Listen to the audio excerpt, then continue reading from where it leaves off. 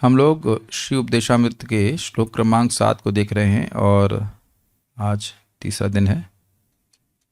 और श्लोक बोल लेते हैं। स्यात् कृष्ण नाम चरितादिसिताप्य विद्या पित्तोपतप्त रसनस्य नरोचिकानो किन्त्वादरादनुदिनं खलु सैव जुष्टा स्वाद्विक्रमात् भवति त्वद्गदमूलहन्त्री। श्लोक क्रमांक पेज 15-16 यहाँ पे है, 15 पे। इस प्रकार एक बात आ रही है कि हम लोग सुबह भी चर्चा कर रहे थे, जन्म कर्म च मे दिव्यम एवं यो वेति तत्पतः त्यक्त्वा देहम पुनर्जन्म नैति मामेति सुवर्चना। ये श्लोक भी कुछ कुछ यहाँ पे इस प्रकार से इंगित कर रहा है कि देखिए, जब कोई व्यक्ति भगवान के नाम उच्चारण आदि करता तो शुरुआत में नहीं समझ में आता है, लेकिन जैसे जैसे उसकी अविद्या नाश होती चली जाएगी वैसे वैसे उसको भगवान के नाम रूप गुण जन्म आदि सभी की दिव्यता का अनुभव होगा। और दिक्कत ये है कि दिव्यता का वर्णन करना मुश्किल है, अनुभव करना आसान है। क्या होता है दिव्य, बताइए? कहेंगे अप्राकृत। वो क्या होता है?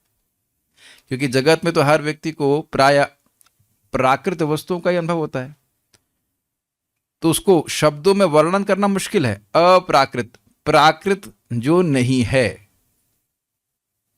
पारलौकिक जो लोक से परे है। तो क्या लोक से परे है? क्योंकि बुद्धि भी तो जड़ है, हमारी बुद्धि भी तो भौतिक है।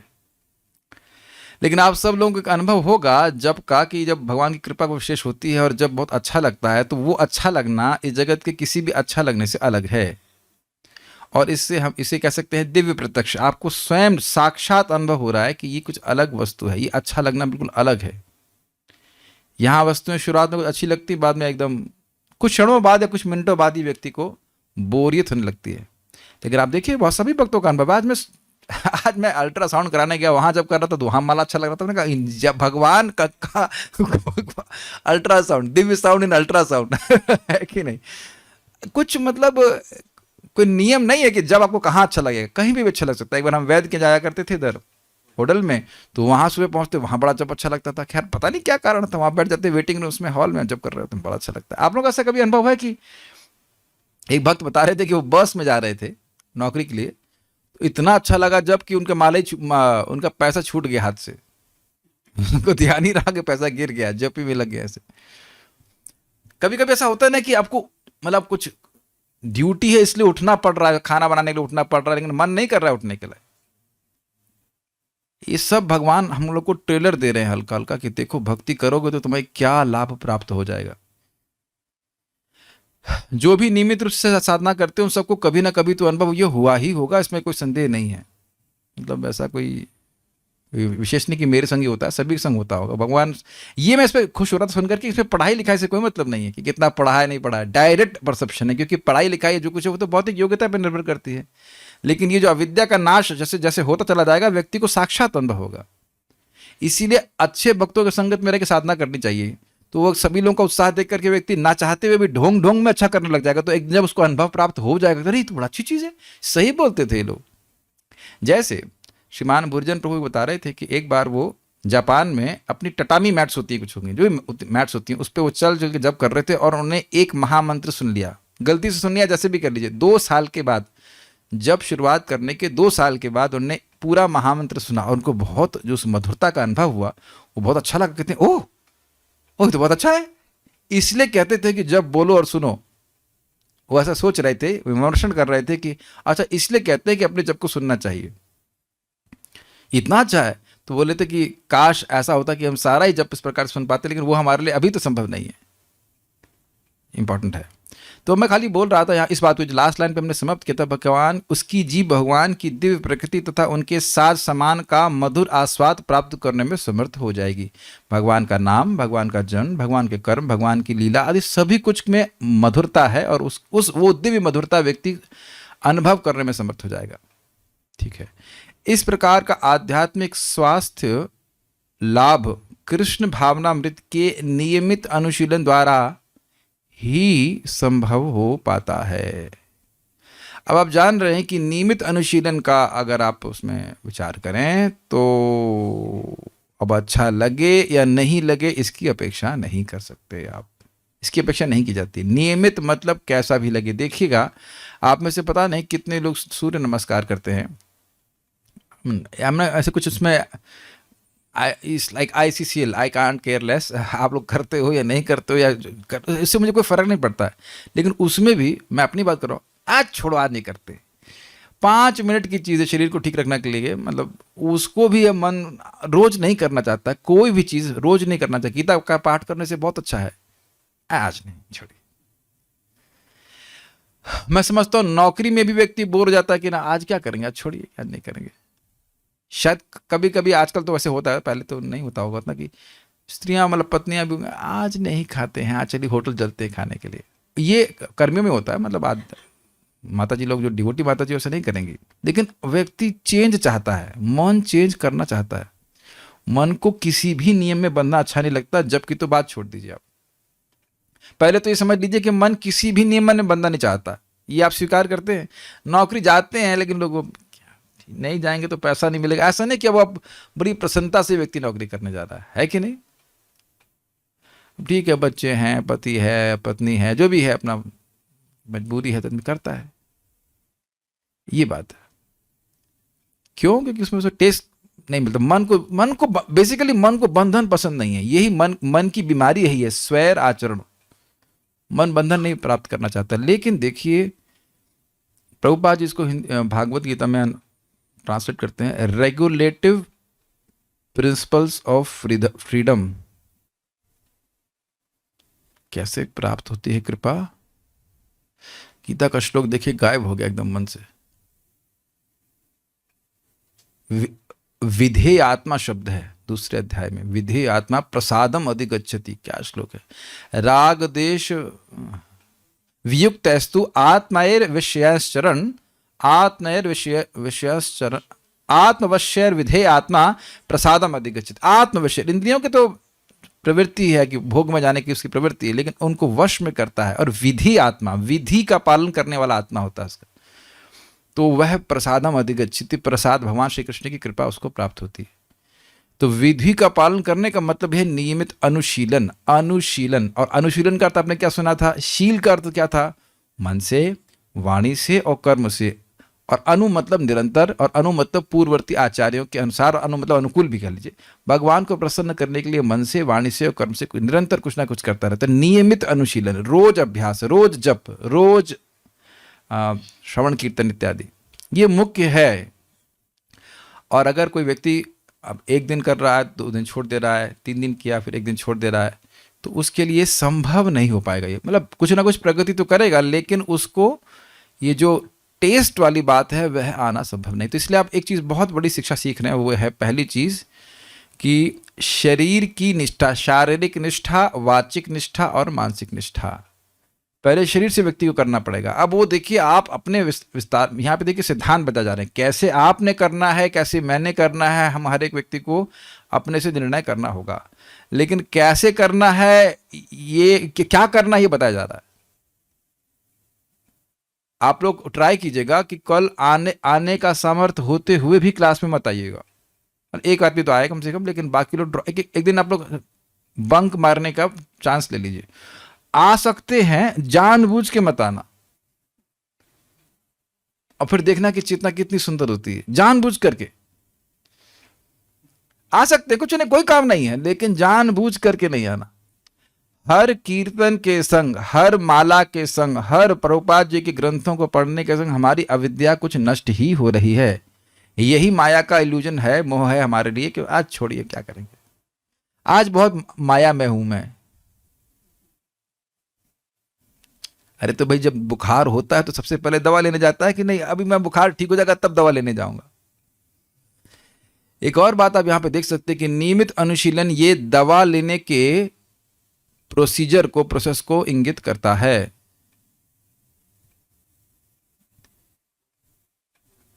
बीमार हैं इसलिए नियम से दवा लेनी होती है, तभी ठीक हो पाता है व्यक्ति। एक दिन ले, एक दिन नहीं ले, एक दिन नहीं, तो इस तरह से नहीं ठीक हो पाएगा। और यह भी व्यक्ति को समझ में आना चाहिए कि यहां स्वयं के विवेक को भी द्योतित या इंगित किया जा रहा है। खुद का विवेक होना चाहिए कि मैं इस जगत में फंसा हूं, मुझे बाहर निकलना है, भगवान के पास वापस जाना है, तो खुद व्यक्ति नियमित अनुशीलन करेगा। Is it okay? जैसे हमारा अभी हम गॉल ब्लैडर की दवा खा रहे हैं, तो पहला वैलिडेशन आया था भाई कि 7 से 8 mm था। अब दवा खा रहे हैं 1 महीने से, तो 5 से 7 mm आ रहा है, तो कुछ प्रगति तो हुई ना। अब पता नहीं, सत्य सत्य ही होगा, अल्ट्रासाउंड तो गलत नहीं बोलते हैं। तो अब लग रहा है कि हाँ ये दवा खाते रहना चाहिए। अब किसी व्यक्ति का 12 दिन में ठीक हो गया था, अब मेरा टाइम लग रहा है तो अलग बात है, लेकिन सबका शरीर अलग अलग है, लेकिन दवा कार्य करती है ना, ये भी इंपॉर्टेंट बात है। नियमित अनुशीलन करते रहना चाहिए। यद्यपि आपको तुरंत रिजल्ट ना मिले, हो सकता है कि हमारी बीमारी ज्यादा खतरनाक हो, ज्यादा अंधकार हो हमारे चित्त में, ये भी सत्य बात है। कोई पिछले जन्म से भक्ति कर रहा सा कम हो, तो आपको इसमें बड़ी तीव्र प्रगति दिखाई पड़ेगी। अरे हम पर तो काम ही नहीं कर रहा। नहीं, सबके ऊपर हरे कृष्ण मंत्र काम करता है। कभी ऐसा नहीं हो सकता कि हरे कृष्ण मंत्र काम नहीं करे। If you are working on the mantra is working on you. समझ में आया इसका मतलब?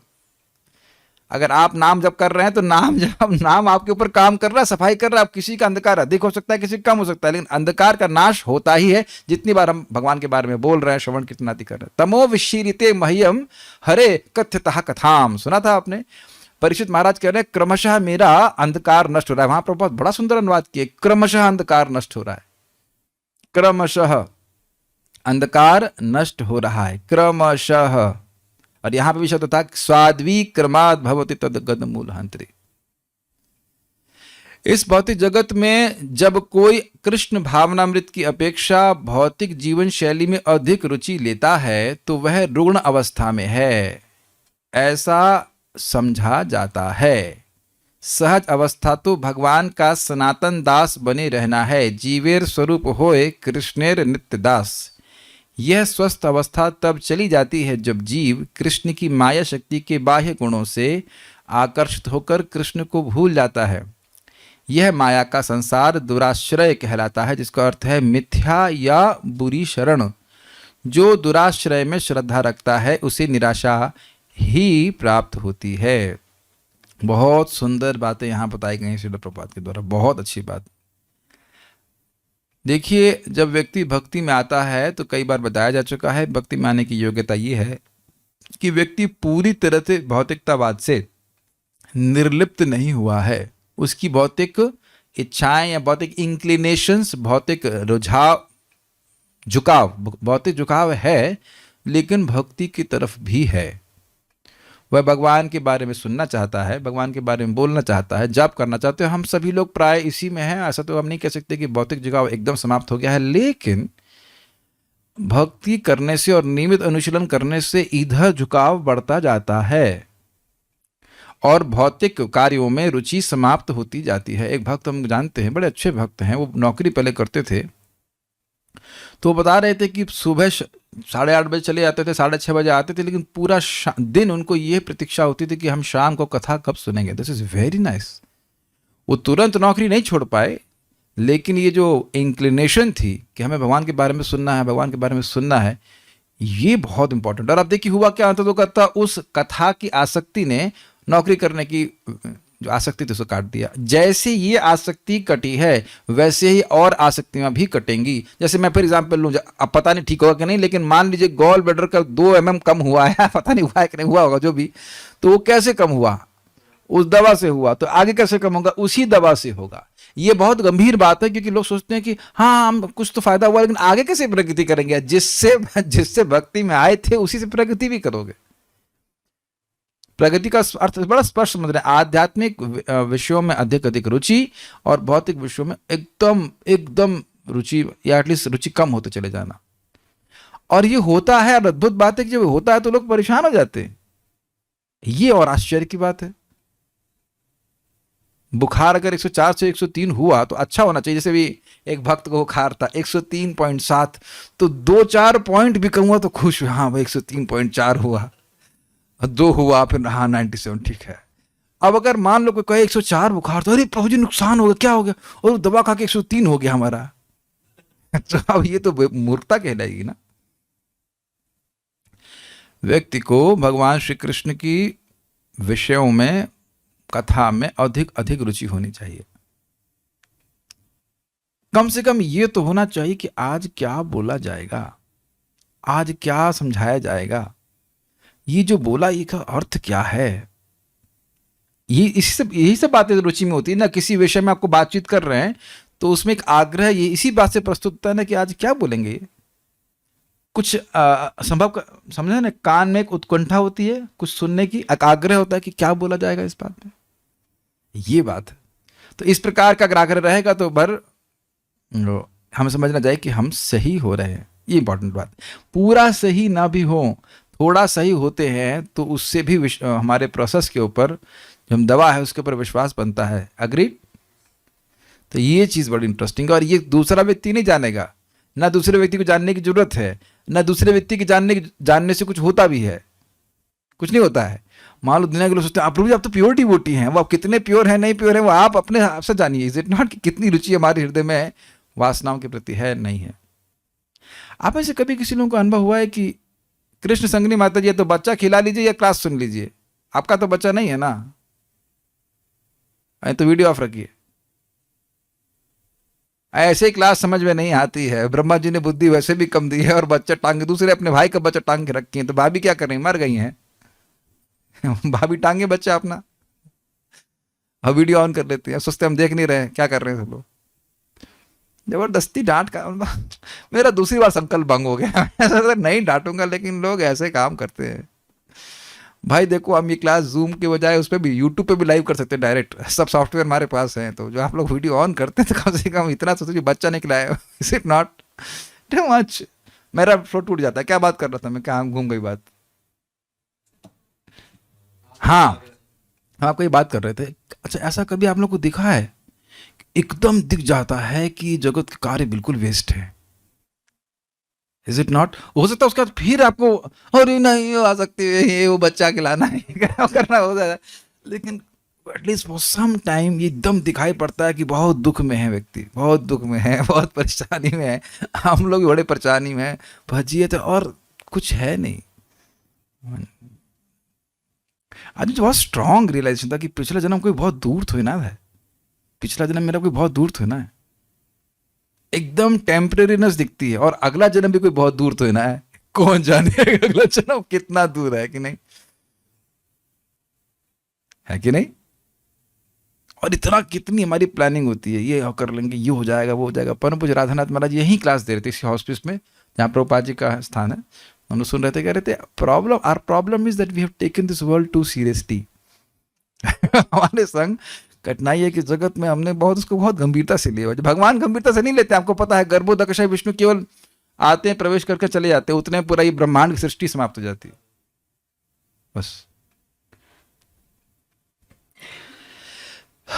तो रुग्ण अवस्था यही है कि व्यक्ति इस जगत में भौतिक जीवन शैली, क्या शब्द है भौतिक जीवन शैली, इसका क्या अर्थ समझते हैं। ना सुबह उठना, ना भगवान को भोग लगाना, ना जप करना, कुछ नहीं, टीवी देखते रहना या ऐसा कुछ, उसमें उसकी रुचि हो जाती है। बेसिकली कृष्ण से मेरा क्या मतलब है, कृष्ण ये कौन है, ये कृष्ण किस चिड़िया का नाम है ये कृष्ण से हमारा क्या मतलब है। और कभी कभी आप देखेंगे साधक को लगता है भाई इस समय अब 2 घंटे के लिए तो हम कृष्ण को बिल्कुल भूल जाना चाहते कोई फिलॉसफी मत याद दिलाओ मेरे को भी, अभी मेरे को भूल जाने दो कि मैं कौन हूं याद मत दिलाओ कि मैं कृष्ण का दास हूं। भगवान होंगे अपने घर पे होंगे, हमारे यहाँ नहीं ऐसे करके भाव साधक के जीवन में आ जाता है। ये सब हम नहीं बोल रहे हैं, चक्रवर्ती बात समझाते हैं कि अनर्थ निवृत्ति में कभी कोई भक्त को लगता है अरे अब तो पूरी ऐसा करता हूं अपने को पूरा इंद्रिय तृप्ति में निमज्जित कर लेता हूं, पूरा डुबो देता हूं, उसके बाद त्यागूंगा ऐसा करके बोलता है। कभी कभी ऐसी इच्छाएं आती, जो साधक हैं वो समझते ही हैं। जैसे मान लीजिए आप रोज प्रसाद खा रहे हैं, ठीक है प्रसाद ही खा रहे हैं, लेकिन आज पानी पूरी खा के ही रहेंगे हम तो ये तो प्रसाद है, लेकिन बहुत हो गया, बहुत दिन से तपस्या कर रहे हैं। एक वक्त बोल रहे थे मुझे कुरकुरे खाने हैं कहा तो खा लीजिए, तो कहते नहीं इसमें लहसुन प्याज होता है। अच्छा अब क्या कह सकते हैं जो भी है। इसीलिए भक्तों के लिए ये जो इंद्रिय तृप्ति अलाउड की वो प्रसाद है, प्रसाद खा लो, प्रसाद खा के संतुष्ट हो जाओ। इंद्रियों को थोड़ा संतुष्ट करना पड़ता है। As long as we are taking prasadam is not much of an issue. But ये साधक लोग अनुभव करते होंगे एकदम से कभी कभी भोग की वासना बढ़ती है, एक्चुअली वो पार्ट ऑफ द प्यूरिफिकेशन है। समझ पा रहे हैं, ये सभी के संग होता है। अगर आप अच्छे से भजन कर रहे हैं तो कभी कभी जो वासनाएं अंदर दबी रहती हैं वो एक बुलबुले के बुलबुल करके बाहर आती हैं। जैसे प्रभुपाद एग्जाम्पल देते हैं, घी जो है उसको जब आप लोग साफ करते हैं, उबालते हैं, तो बहुत सारा कचरा ऊपर उठता है, उसको निकाल के बाहर फेंक देना चाहिए। आप जानते हैं कि अमृत समुद्र मंथन में भी तो पहले सबसे पहले कालकूट निकला था, उसके बाद अमृत, उसके बाद बहुत बाद में अमृत निकला था। ठीक है। सहज अवस्था तो भगवान का सनातन दास बने रहना। इसका मतलब क्या है? इसका मतलब बहुत सिंपल, जैसे पुरुष लोग सहज रूप से पुरुष हैं, उन्हें पुरुष होने के लिए कुछ करना नहीं पड़ता, माता जी लोगों को माता जी होने के लिए कुछ नहीं करना पड़ता, ऐसे ही सदा ये भावना रहे कि मैं कृष्ण का सेवक हूं। अगली सेवा क्या है, अगली सेवा क्या है, अगली सेवा क्या है? माया क्या चेंज करती है? अगला सेंस ग्रेटिफिकेशन क्या है, अगली नृत्य क्या है, अगली इंद्रिय तृप्ति क्या है। लेकिन प्रभुपाद जी ने बहुत सुंदर बात कही कि यद्यपि व्यक्ति प्रयास करता है माया की शरण लेने के लिए, अब ये बड़ा सुंदर शब्द प्रभुपाद ने लिया, इसका कहते हैं दूर आश्रय। एक मिथ्या आश्रय और दूसरा बुरी शरण। दो अर्थ से, दो तरह से अनुवाद किया, कितना सुंदर शब्द है, मिथ्या आश्रय और बुरी शरण। अब इसको समझने का प्रयास कीजिए। परम पूज्य वृंदावन चंद महाराज जी बहुत सुंदर इस बात को बता रहे थे शरण के ऊपर। कह रहे थे देखिए, शरण लेना हमेशा गलत नहीं होता है, और शरण लेने से व्यक्ति को इंडिपेंडेंस, स्वतंत्रता भी प्राप्त होती है। मछली पानी में रहने के लिए पूरी तरह स्वतंत्र है कि नहीं, और खुश रहती कि नहीं? तो मछली के लिए पानी एक सहज अच्छा आश्रय है कि नहीं, सदाश्रय। अग्रीड। लेकिन मछली अगर ये सोचे कि मैं जल के बाहर आकर के रहूंगी, तो वह मिथ्या आश्रय है कि नहीं? ये गलत बात है कि नहीं? सत्य है कि नहीं? असत्य है कि नहीं? सॉरी, मिथ्या है कि नहीं? झूठ बात है। मछली एक जैसे ही पानी से बाहर निकलेगी, तुरंत वह तड़फड़ाने लग जाएगी।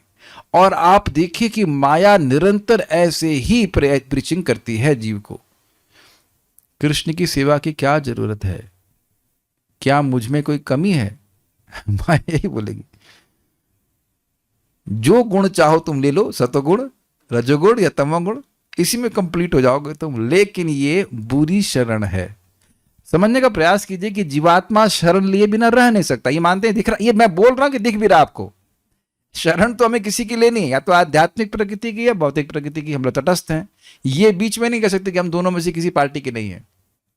या तो हम भगवान की तरफ उन्मुख हैं या उससे विमुख है, दो ही काम हो सकते हैं। साइड वुक नहीं हो सकते हैं आप, ऐसे ले सकते, ऐसे है तो माया कृष्ण की तरफ देख रहे हैं, माया की तरफ देख रहे हैं। तो बारंबार माया की ये निरंतर प्रचार होता रहता है कि तुम कृष्ण की सेवा करिए, कुछ सुखी नहीं हो रहा, तुम मेरे पास आओ, मैं तुम्हें सुख दूंगी। और वहां पर क्या बोलते हैं, जो इसमें श्रद्धा रखता है उसे निराशा ही प्राप्त होती है, निराशा ही प्राप्त होती। जो सुख उसको बताया गया, वैसा सुख, प्रॉमिस्ड सुख, वैसी संतुष्टि उसको प्राप्त नहीं होती है। और भले ही हमने कई बार सुन लिया हो, लेकिन माया नहीं सुन रही है। माया निरंतर कान में फूंकती रहेगी कि ना, तुमने ठीक से एफर्ट नहीं मारा है। जैसे भी हमारे थोड़ा रूम गर्म हो रहा है, हमारे जहाँ पे हम रहते हैं, यहाँ नहीं, यहाँ तो ठीक है, तो मन में भाव नेचुरली आएगा ना कि एसी होता तो ठीक हो जाता। लेकिन जितने लोग क्या एसी है सब सुखी हैं। महाराज बड़ा अच्छा बोलते हैं कि भाई, परम पूज्य राधा कुंज महाराज कह रहे थे कि एसी रहता है, बाहर ठंडक रहती है, हृदय जलता रहता है। है कि नहीं? तो मैं आज सोच रहा था, देखते हैं कि इस बार कितनी गर्मी होती है। और बस मैं यहाँ पे तो बहुत देर नहीं रहने वाला हूँ, लेकिन इतने कितना गर्म होता है कि कॉलेज में तो हम लोग कूलर लगाने नहीं देते थे, हम लोग ऐसे सो जाते थे। मैं खाली सोच रहा था कि एक अभ्यास की बात है। एक हमारे मंदिर में भक्त आते हैं, पूरा जाड़ा बीत गया और स्वेटर ही नहीं पहने, बनियान में आते हैं, बनियान और एक नीचे लुंगी सी बांध देते। देखा है आपने उसको? सुबह चकित हो गया। मैं ये नहीं कह रहा हूं कि मैं कूलर इस्तेमाल नहीं करूंगा इतना सामर्थ्य नहीं, लेकिन मैं खाली सोच रहा था कि ये भावना होना कि हम ये मटेरियल एडजस्टमेंट से सुखी हो जाएंगे, ये सब होता नहीं है। सुखी, आप विश्वास जानते हैं इस बात को कि अशांतस्य ही कुतः सुखम, भगवत गीता की बात है। अगर व्यक्ति अशांत है तो उसका सुख कहां है? बल्कि प्रभुपाद जी तो बड़ा सुंदर कहते हैं कि सुख तो तभी तक था तुम जब तक तुम सुख के लिए परेशान नहीं थे। कैच किया ये बात? जब तक सुख के लिए उद्यम करने के लिए परेशान नहीं थे, तभी तक सुख था। और अक्रीड अशांत से ही कुतः सुखम, ज्यादा सूक्ष्म बात हो रही है क्या? जब तक शांति से बैठे थे तब तक तो सुख था, और जैसे ही सुख के लिए प्रयास करने लगे, मतलब अशांत हो गए, तो सुख नहीं मिलेगा। ये सब बातें इंटरेस्टिंग हैं। तो अब ये बताइए, मछली पानी से बाहर निकलेगी तो क्या उसको कहीं पे भी कोई सुख मिलेगा? नहीं मिलेगा। प्रभु जी हमको ये पता है। अच्छा पता है? अच्छा अच्छा पता है, प्रभु जी को भी पता है, हाँ मुझको भी पता है, पता है। तो भगवान कृष्ण टेस्ट करेंगे कि कितना पता है तुमको, देखते हैं कितना पता है। कॉन्स्टेंटली, निरंतर व्यक्ति को अपने मन को संयमित करते रहना पड़ता है। मन निरंतर यही प्रचार करता रहेगा, यही अपनी डिसइंक्लिनेशन को प्रस्तुत करता रहेगा, नहीं कृष्ण की ओर उन्मुख होने से तुम्हें कुछ नहीं मिलेगा।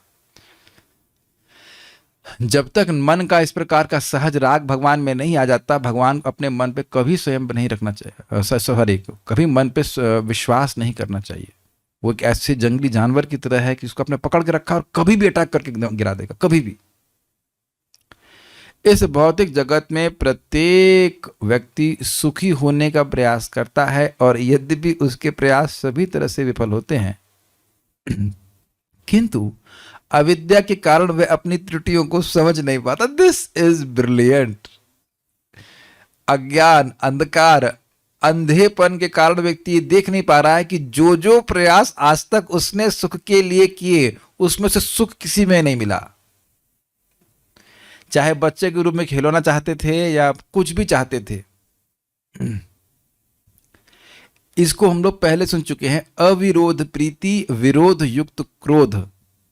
अब आप लोग यहाँ पे माता जी लोग तो है नहीं तो आपने देखा होगा बच्चों को, उनको खिलौना चाहिए, उन्हें चाहिए, उन्हें चाहिए, इसे कहते हैं क्या? अविरोध प्रीति।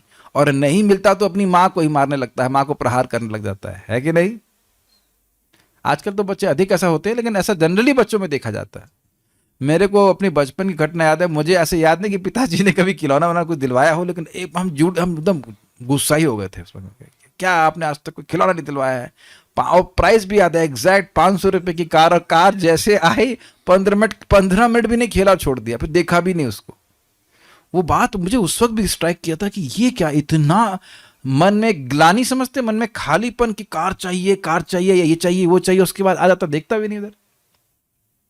और यही जब व्यक्ति बड़ा हो जाता है तो बड़े खिलौने चाहिए होते हैं, नौकरी चाहिए, ये चाहिए, वो चाहिए, और उसके बाद एकदम व्यक्ति अनमनस्क हो जाता है। और इसीलिए भगवान ने ऐसा जगत डिजाइन किया कि कोई वस्तु या स्थिति तुमको संतुष्ट करे ही नहीं, एक्सेप्ट कृष्ण कॉन्शियसनेस। हमें लग रहा है कि भक्ति में रुचि नहीं है, या मान लो जो नाम में रुचि नहीं, इत्यादि बोलते रहते हैं लोग, और 2 घंटा कोई और शब्द बोल के दिखाइए, रोज बोल ही नहीं सकते। Is it not? यस। ये बड़ी इंटरेस्टिंग है कि दुनिया के सारे लोग, यानी बुद्धिमान लोग, साइंटिस्ट सब लगे पड़े हैं सुख की प्राप्ति के लिए। सुख की निवृत्ति हो जाए, क्या है? सुख, दुख हत्या सुखाय, चाहे दुख की हत्या हो जाए और सुख की प्राप्ति हो जाए, लेकिन दुख की हत्या होती नहीं और सुख की प्राप्ति होती नहीं।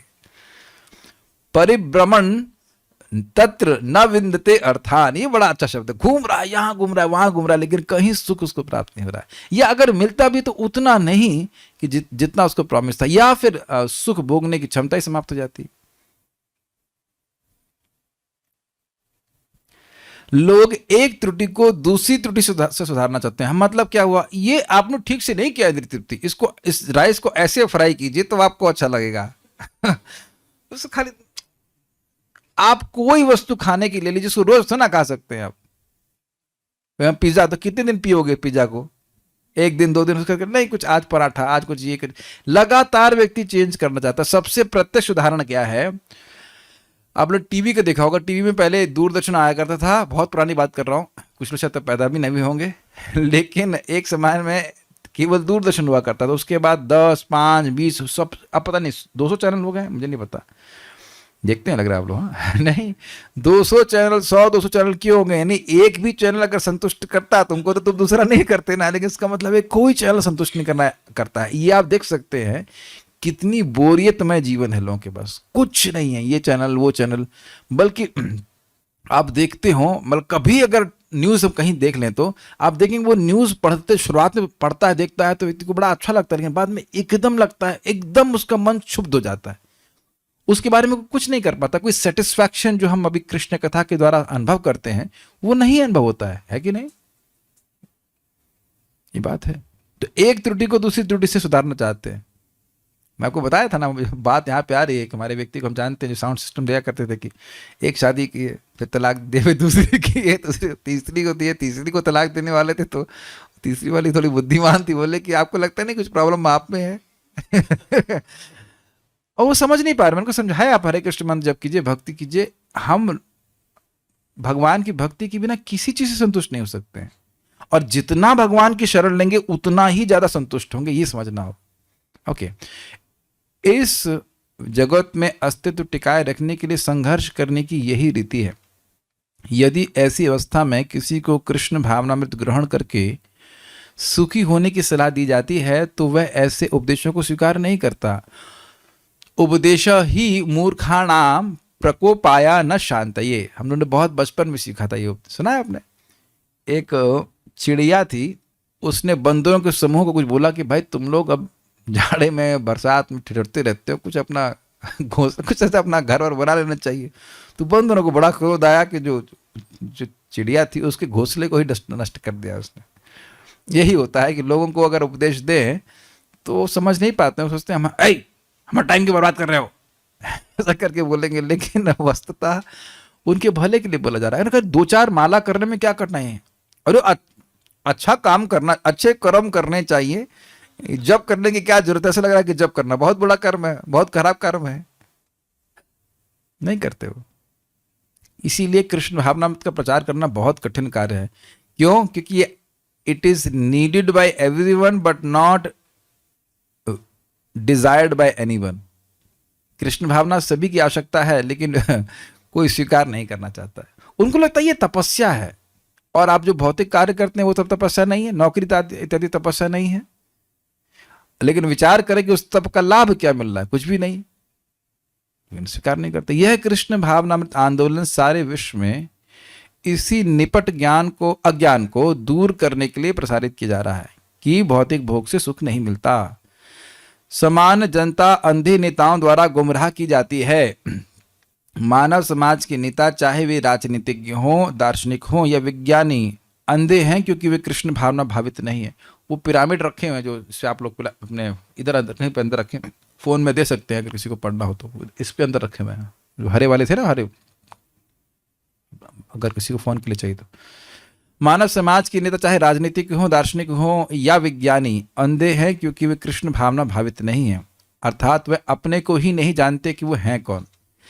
जो व्यक्ति अपना नाम भी ना जानता हो उससे क्या ज्ञान प्राप्त करेंगे? आप विचार कीजिएगा।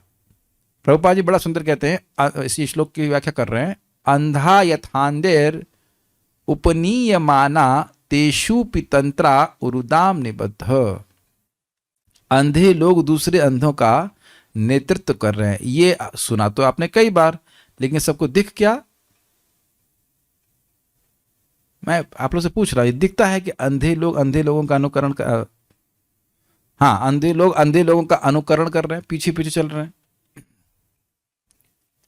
और ऐसा मत सोचिएगा कि हम लोग उससे अछूते हैं। व्यक्ति कई बार मैं इस बात को बोल चुका हूं, अपने माता पिता जो कि बेचारे अंधे हैं, चाचा चाची, ताऊ ताई या और जो रिश्तेदार हैं, उनकी बातों को अत्यंत महत्व देता है और भगवान की भक्ति छोड़ देता है या ध्यान नहीं देता भक्ति के ऊपर। अभी कहते कहते हम लोग थक जाते हैं, लेकिन लोग समझ नहीं पाते। आप प्रभुपाद जी के ग्रंथों को पढ़कर, श्रवण करके खुद अपना भी तो कुछ विवेक जागृत कीजिए। बल्कि मैं कई बार बोलता हूं कि आप मेरी बात को यथावत ऐसे मत स्वीकार कर लीजिए। मैं जो बोल रहा हूं या प्रभुपाद की बात को समझा रहा हूं, उससे अपने विवेक का निर्माण स्वयं कीजिए कि मेरे लिए अच्छा क्या है, बुरा क्या है। Is it not? जो बोला जा रहा है वो वाकई दिख रहा है क्या? जब व्यक्ति को दिखेगा तब प्रैक्टिकली अपने जीवन में अप्लाई करेगा। किसी के कोई व्यक्ति आपके साथ हर क्षण रह नहीं सकता है बताने के लिए कि क्या करो क्या नहीं करो। Is it not? बीमारी में को भी तो हम ऐसे सॉल्व करते हैं। मान लो किसी को खांसी है, हाँ दही खाने से कफ बढ़ जाता है, अच्छा ठीक है, दही खाने से हो जाता है, मट्ठा पीने से नहीं ना, लस्सी पीने से नहीं, दही मना किया है तो अब अपना विवेक जागृत करना चाहिए। दही का मतलब दही, दूध, केला, चावल ग्रहण करना चाहिए। थोड़ा अपना भी बुद्धि लगानी पड़ती है। जिसका खुद का विवेक नहीं है उसको ब्रह्मा जी भी आके ज्ञान देंगे तो वो सीख नहीं पाएंगे। अब एक बड़ी रुचिकर बात है कि मान लो मैं अंधा हूं और मुझसे कोई पूछे कि भाई ये इधर रास्ता क्या है, अरे भाई हमको दिखाई नहीं पड़ता, यही बोलेंगे ना आप।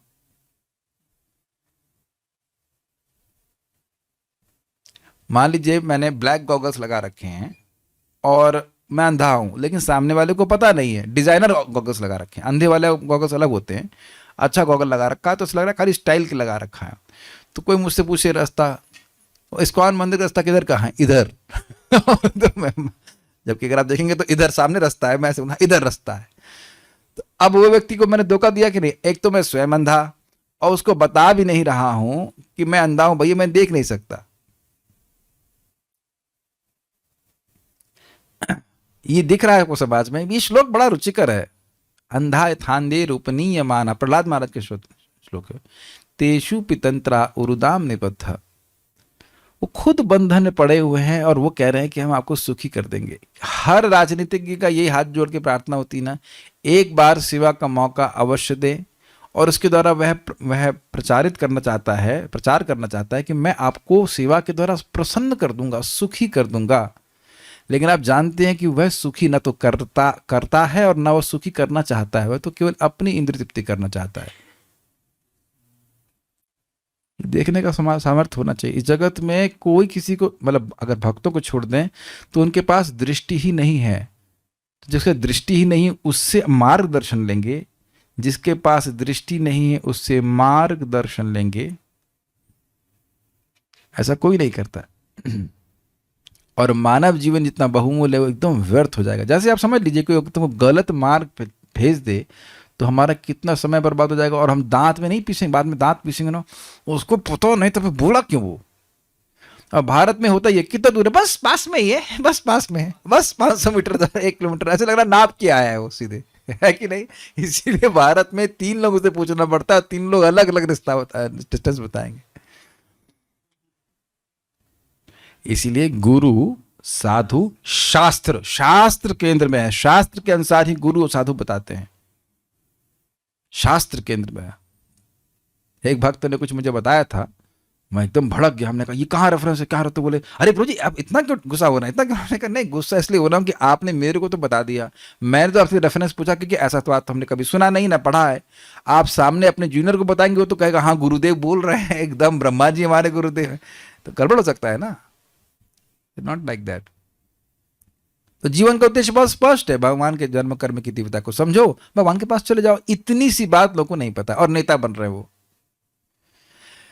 ये देख रहे हैं कि हमारे आंख हमारे नेता हैं, नेत्र हैं, ले जाने वाले इधर से उधर, अग्रीड गाइडेंस देने वाले हैं।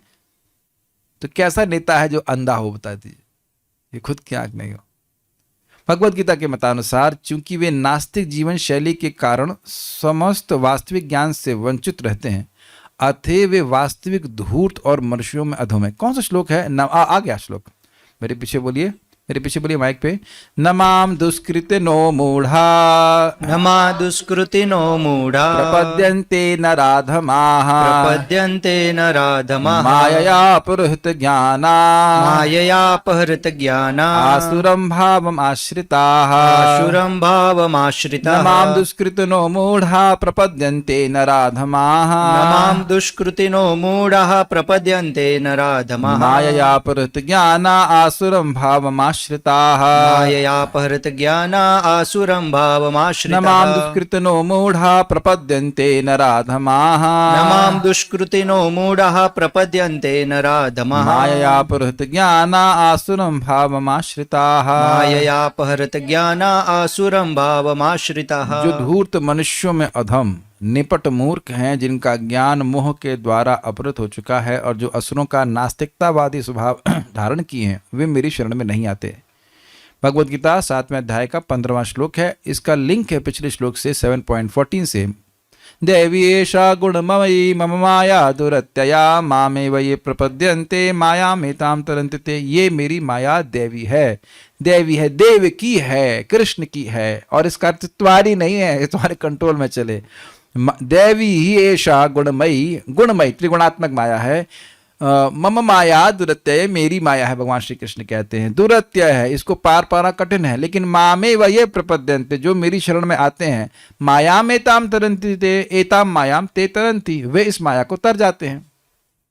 तो अर्जुन पूछेंगे फिर तो आप सभी लोग आपकी शरण में लेते हैं हो, लेना कितनी अच्छी बात लेते होंगे, तो कहते हैं ना, न माम दुष्कृतनो मूढ़ा प्रपद्यन्ते न राधमाः माया परत ज्ञान आसरम भावमाश्रिता, न माम प्रपद्यन्ते, मेरी शरण में नहीं आते। कौन? दुष्कृतिनः, जो दुष्कृति हैं, जो पापाचरण किए हुए हैं, उनकी श्रद्धा ही नहीं होती। गीता में, भागवत में कई बार मैं रिपीट कर चुका हूं, फिर रिपीट कर रहा हूं। कैसे लोग हैं? मूढ़ा, मूर्ख हैं।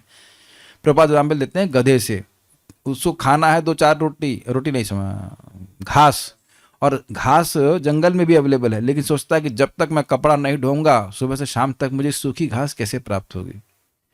नराधम मतलब इंसानों में सबसे निम्न। माया अपहृत ज्ञान मतलब जिनके पास ज्ञान तो है लेकिन माया ने अपहरण कर लिया उनके ज्ञान का। और आसुरम मतलब भगवान की विपरीत। असुरों की व्यक्ति क्या वृत्ति होती है कि हमको पता है कि कृष्ण भगवान है लेकिन स्वीकार नहीं करेंगे। ये बात है। देखिए आचार्यों की टीका संस्कृत में है, बहुत से असुर लोग संस्कृत जानते भी हैं, पढ़ने के बाद भी वो स्वीकार नहीं करते हैं। अब क्या करेंगे बताइए। प्रभुपाद जी की जो टीका तो हिंदी में है ना, तो असुर लोग मान लो उसको पढ़ेंगे तो पढ़ने के बाद भी स्वीकार नहीं करेंगे। मैंने बताया था ना आपको, इटावा में एक व्यक्ति था, वो प्रभुपाद जी ग्रंथों में दोष निकालने का प्रयास कर रहा था। ऐसी भावना से अगर पढ़ेगा तो क्या समझ में आएगा। हो सकता है कुछ ऑब्वियसली प्यूरिफिकेशन हो, लेकिन लोग समझ नहीं पाते।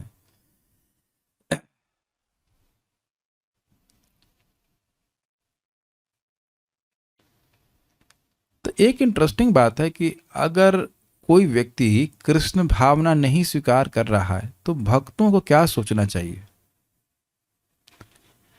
देखिए भगवान कह रहे हैं कि ये लोग शरण में नहीं आते, 4 प्रकार की योग्यता वाले हैं, जो भी कह लीजिए, अयोग्यता या योग्यता जो भी। लेकिन भक्तों को समझना चाहिए कि ये जीवात्मा है, ये बंधन में पड़ा है इसलिए नहीं आ पा रहा है, इसके पास पुण्य नहीं है इसलिए नहीं आ रहा है। मैंने एग्जाम्पल दिया ना, हमारे घर के सामने एक जो पड़ोसी है कली रहते हैं, तो उनको अभी उनका वक्तव्य है कि भाई अच्छा कर्म करना चाहिए, जब करने की क्या जरूरत है। तो अब मैं समझ गया, फिर मैं कुछ बोला नहीं। उनको हम कभी कभी प्रसाद दे देते हैं, देखते हैं क्या होता है। मान लो हमारे आंखों के सामने कुछ ना हो, लेकिन कभी कभी आंखों के परोक्ष कुछ ना कुछ हो जाता है। ये आप देखेंगे कि धैर्य पूर्वक किसी को प्रसाद खिलाते रहिए तो उससे कोई हर्ज नहीं है आपका। अगर प्रसाद ग्रहण कर रहा है तो उसका फायदा ही है। करोड़ों करोड़ों यज्ञों का पुण्य उसके अकाउंट में जा रहा है, तो वो जब फलीभूत होगा तो जरूर भक्त बन जाएगा। समझ लीजिएगा। बार बार सभी लोग ध्यान से सुनिए। आपने भोग भगवान को बनाया, भगवान को अर्पित किया, और वो फर्स्ट क्लास होना चाहिए, फर्स्ट क्लास। नमक, चीनी नहीं, सॉरी, नमक है या मसाला है, जो कुछ भी है। मैं इसको स्मरण जब बोल रहा हूँ तो मैं खिचड़ी का स्मरण कर रहा हूँ, मुझे खिचड़ी बनानी आती है, लेकिन it has to be first class. चाहे सब्जी हो चाहे कुछ भी हो, ऐसे नहीं काम चलाओ ना, वो मतलब स्वाद की दृष्टि से भी एकदम अद्भुत होना चाहिए। जिसको भी दिया है वो भक्त बनेगा ही। क्यों? क्योंकि भक्ति कभी एक बार शुरू हो जाती है तो भक्ति कभी नष्ट नहीं होती है। उसने उसका अनुमोदन किया, भले आपको नहीं बोला कि अच्छा बना है, लेकिन उसने अच्छा लगा है तो मन में तो आता ही बड़ा अच्छा है। उसने भगवान की सराहना करी है, वो आगे जाके जरूर भक्त बन जाएगा। चाहे इस जन्म में बने चाहे अगले जन्म में बने, कम से कम इंसान तो जरूर बनेगा। इतना तो कम से कम होना चाहिए। और सही बताओ, आप सभी लोगों को किसी न किसी को इनवाइट जरूर करना चाहिए प्रसाद के लिए, अपने पति और बच्चों के अलावा।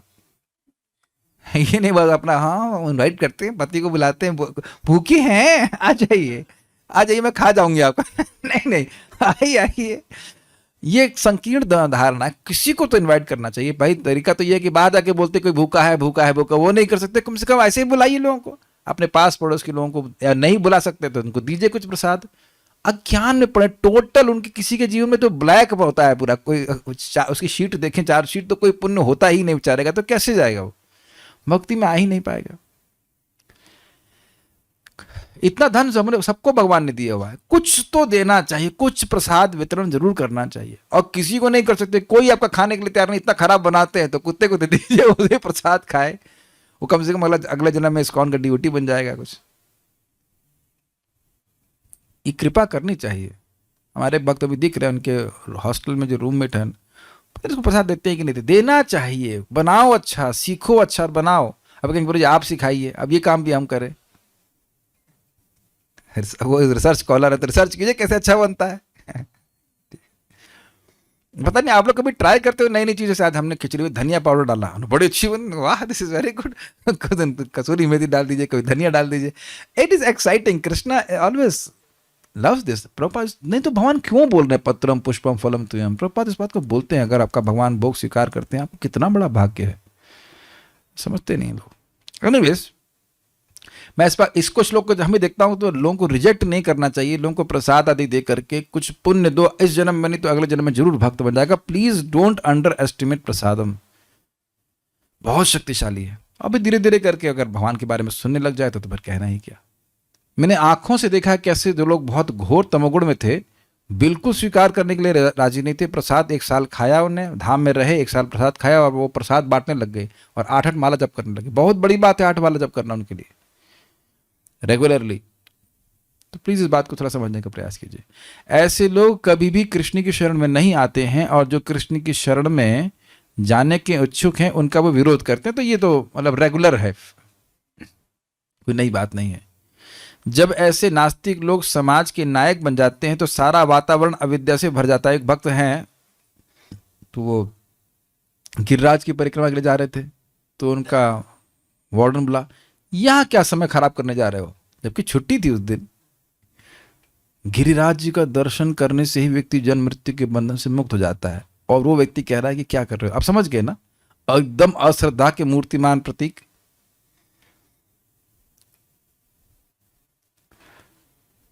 माया अविद्या मूर्ति माया की अविद्या की मूर्ति है ऐसे लोग। तो उस भक्त को भी बोलना था कि भाई तुमने बताया है क्यों को? अगर बोल देता सर पिक्चर देखने जा रहे, हाँ हाँ जाओ, कभी कभी मूड फ्रेश करने जाना चाहिए, सब बोल देते तो ऐसे बोल के चले जाते गिरिराज जी, क्या दिक्कत है? वहां उन लोगों के सामने सत्यवादी बनने की जरूरत नहीं है।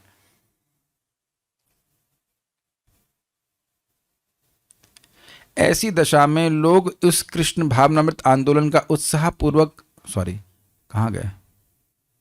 ऐसी दशा में लोग इस कृष्ण भावनामृत आंदोलन का उत्साहपूर्वक स्वागत नहीं कर पाते, जिस तरह पीलिया रोग से पीड़ित रोगी मिश्री के स्वाद का आनंद नहीं ले पाता। लीडर अविद्या से ग्रसित, डिसइंटरेस्टेड लीडर्स, सिंपल शब्दों में कहें।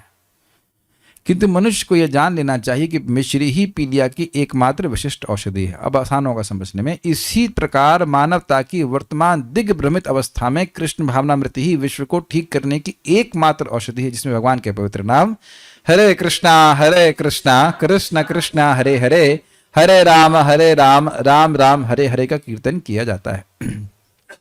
प्रभुपाद जी तात्पर्य बड़े अच्छे हैं, क्योंकि एग्जैक्ट बता रहे करना क्या। कभी कभी व्यक्ति को लगता है नहीं जाएगा, हरे कृष्ण मंत्र से भी हमारी आसक्ति नहीं जाएगी। एक बार किसी ने प्रभुपाद से पूछा कि प्रभुपाद मेरा मन ऐसा चल रहा है, वैसा हो रहा है। प्रभुपाद ने कहा इससे श्रेष्ठ औषधि न तो मेरे पास है और न से श्रेष्ठ कोई औषधि है। I don't have a better medicine than this chanting of Hare Krishna. I don't have any other medicine, Prabhupada ने कहा। और ये बड़ी सुरुचिकर बात प्रभुपाद जी कहते हैं कि जो वैद्य जानता है कि इस रोग की ये बीमारी, इस बीमारी का ये इलाज है, तो वह अपनी दवाई को परिवर्तित नहीं करता। एने छे औषधि माया नसीबार लागी, हरि नाम महामंत्र लाओ तुमी मागी। महाप्रभु सर्वश्रेष्ठ वैद्य हैं, भगवान स्वयं हैं। वह बता रहे हैं कि तुम्हारी इस अविद्या रूपी बीमारी को नष्ट करने के लिए मैं ये मेडिसिन लेके आया हूं, ये हरे कृष्ण मंत्र, हरि नाम महामंत्र लाओ तुम्हें मांगी। सिंपल सी बात है। कभी कभी अश्रद्धा नहीं करना चाहिए कि ये काम नहीं कर रहा है। धैर्य से व्यक्ति उत्साह के संग, निश्चय के संग करता रहे। यद्यपि कृष्ण भावनामृत रुग्ण व्यक्ति के लिए अत्यंत रोचक नहीं लगता, फिर भी श्रील रूप गोस्वामी की सलाह है कि यदि कोई भवरोग से अच्छा होना चाहता है तो उसे इस कृष्ण भावनामृत को बड़े ही सावधानी से तथा ध्यान पूर्वक ग्रहण करना पड़ेगा। अभी देखिए एक बड़ा ही रुचिकर बात है, रुचि और अरुचि का सामंजस्य है। जैसे मुझे अभी अपने गॉल ब्लैडर को ठीक करने में रुचि है, इसलिए दवा खट्टी खट्टी होने के बाद भी, अरुचिपूर्ण होने के बाद भी मैं उसे ग्रहण करता हूं, क्योंकि मेरे को सही होने में रुचि है। यद्यपि दवा में अरुचि है लेकिन सही होने में रुचि है। Is that okay? Is that okay? क्योंकि समझ रहा हूं कि वो जो गॉल ब्लैडर का विशेष दर्द होता है वह खट्टी सी दवा को एक ढक्कन पीने से बहुत ज्यादा होता है। जप जप के गर्भगृह में जाने में कम तकलीफ है, मां के गर्भगृह में जाने में ज्यादा तकलीफ है। जब गर्भगृह कह सकते हैं, लोग बैठे हुए सब जप कर रहे हैं।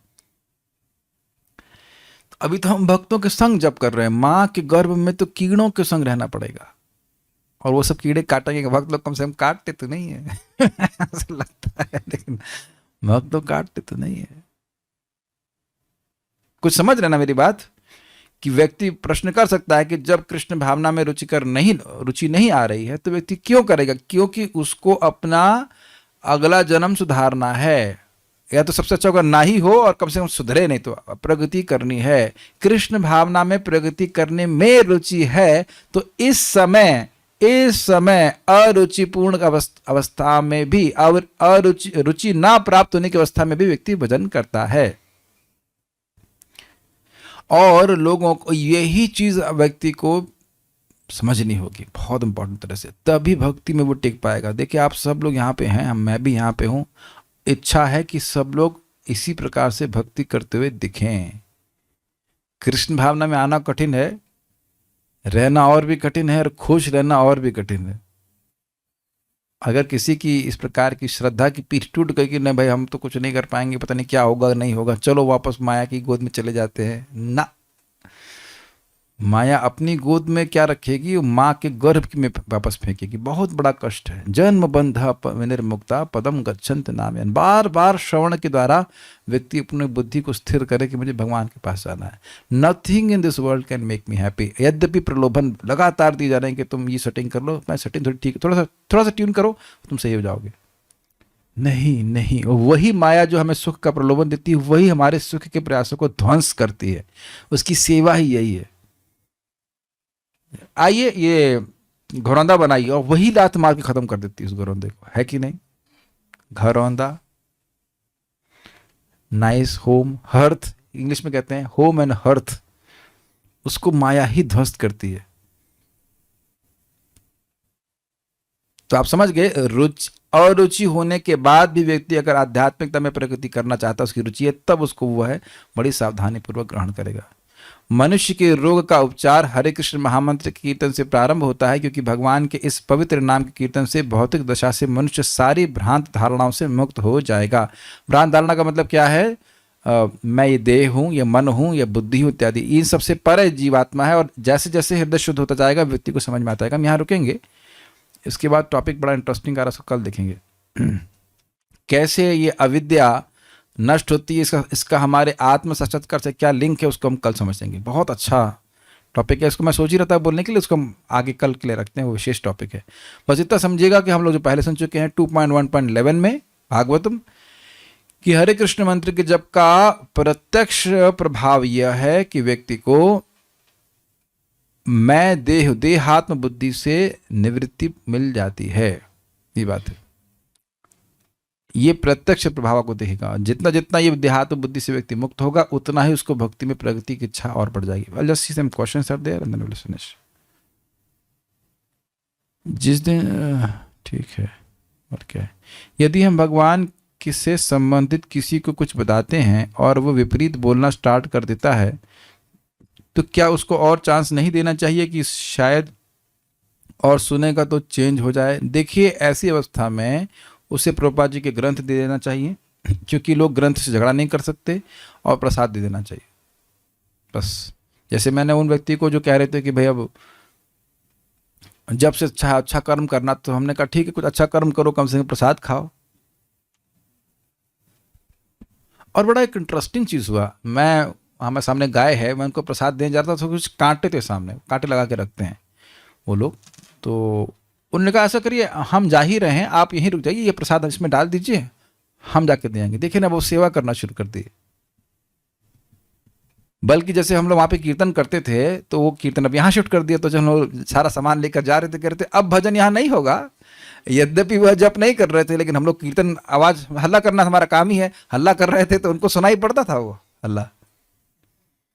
तो आप देखिए, आप कहेंगे कि भक्ति नहीं कर रहे हैं, देखो धाम में तो वो रह ही रहे हैं, लेकिन और प्रगति की बात अगर हम करें, हरे कृष्ण मंत्र के प्रति लोगों को आकर्षण लगने लग जाता है।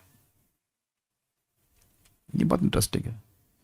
तो ऐसे लोग जो सुनना नहीं चाहते उनको पीछे नहीं लगना चाहिए, उन्हें प्रसाद दे दीजिए, आप अच्छा व्यवहार कीजिए। उनको ये नहीं लगे आपसे घृणा कर रहे हैं, कुछ कर रहे हैं, वो बेवल्डर्ड है। धीरे धीरे करके भगवान का कृपा होगी तो भगवान अंदर से फिर उनको प्रेरणा देंगे। प्लीज मेरी बात समझिएगा कि जब पुण्य फलीभूत होने लगता है तो भगवान स्वयं प्रेरित करते हैं, जाओ जाओ वो प्रवचन वहां पे हो रहा है सुनो। और नहीं तो कितने ही प्रवचन होते रहते हैं, लोगों को मतलब नहीं होता कुछ भी। ईश्वर सर्वभूतानाम हृदय से अर्जुन तिष्ठति भ्रामयन सर्वभूतानि यंत्र रूढ़ानि माया। भगवान अंदर बैठे हैं, लोगों को भ्रमण करा रहे हैं एकदम। मतलब देखिए, इसे कोई मतलब बगल में हो रहा हो, आपके बगल में ही प्रवचन हो रहा हो, कोई बात हो रही हो, लेकिन उसमें अगर रुचि नहीं तो व्यक्ति प्रवेश ही नहीं करता। ये मैंने देखा है। तो देते चलिए, आपका कोई नुकसान नहीं होगा। प्रसाद बांटने में कभी कोई नुकसान नहीं होता है, कोई नुकसान नहीं होता। भगवान बड़े प्रसन्न होते हैं, देना चाहिए। एक प्रश्न कर रहे हैं कि गर्भ में कीड़े होने का क्या मतलब होता है। तीसरा स्कंद पढ़िएगा, वो देखिए कोई तीसरे अध्याय में क्या है, वो स्कंद में एक 24वां अध्याय, इसके आगे पीछे देखिएगा। माँ के गर्भ में जो जीव को कष्ट होता है उसका वर्णन वहां पे। Okay, so will stop here. क्या आप बोल रहे हैं, क्या सिर्फ प्रसाद खाने से इनफ पुण्य फलीभूत होता है? देखिए, फलीभूत एक अलग चीज है। फलीभूत का मतलब होता है मैच्योर होना। प्रसाद खाने से पुण्य तो तुरंत ट्रांसफर हो जाता है, लेकिन मैच्योर बाद में होता है। जैसे आप लोग पता नहीं समझते, इन्वेस्टमेंट में होता है ना, पैसा आपने लगा दिया, लेकिन वो कुछ कुछ होता है सिस्टम की, 5 साल के बाद ही उसका रिटर्न्स आएंगे, ऐसा कुछ कुछ होता है। हमको जितना डिटेल्स नहीं पता, उसे मैच्योरिटी कहते हैं कुछ। तो मैच्योर बाद में था। जो आज आज कर्म कर रहे हैं इसका मतलब नहीं कि उसका फल तुरंत मिलेगा, लेकिन अकाउंट में चला गया वो।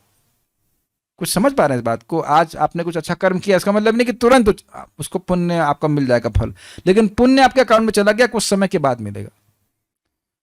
तो ये जरूर होना चाहिए, ये बहुत लाभकारी है।